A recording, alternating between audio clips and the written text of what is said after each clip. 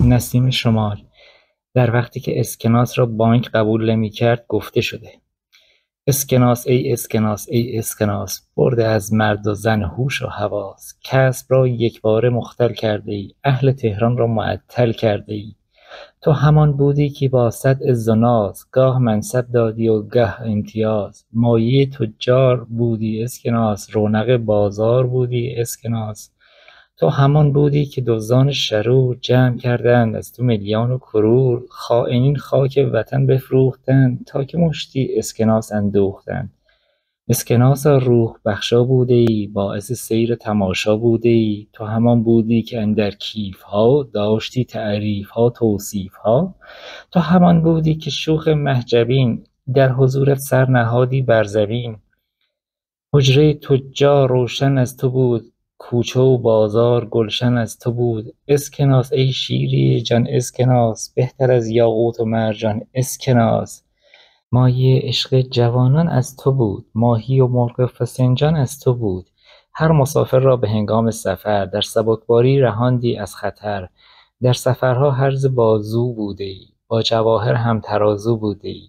سیم و زر بود از غلامان رهت، لعل مروارید خاک درگهت.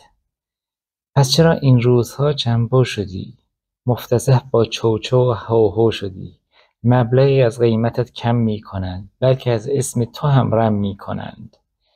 بهر 1 تومان قران با طمطراق، می شود 10 سر شکسته با چماق. گوییا پلیتیک کرده اقتضا، که عروسی ها شود چندی عزا.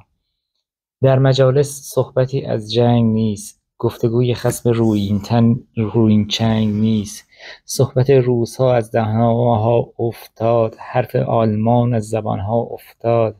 هر که را بینی به صد خوف و هراس، می زند بر سر ز داغ اسکناس. چون که هر کس اندکی نقدینه داشت، اسکناسش کرد در یخدان گذاشت. بی خبر کز گردش چرخ و فلک، می شود یک دفعه غربالش الک. هر که هر چیزی که دارد کاغذ است، هر که پولی می شمارد کاغذ است. هم مگر لطف شهنشاه عجم، شاه احمد وارث اورنگ جم. منتی بر فرق یک ملت نهد، خلق را از بانک اطمینان دهد. خسروا شبهای عمرت روز باد، روزهای جملگی نوروز باد. رحمتی فرما که کار از دست رفت، آبرو و اعتبار از دست رفت. بر وزیران حکم کن همت کنند، با وکیلان رفع این علت کنند.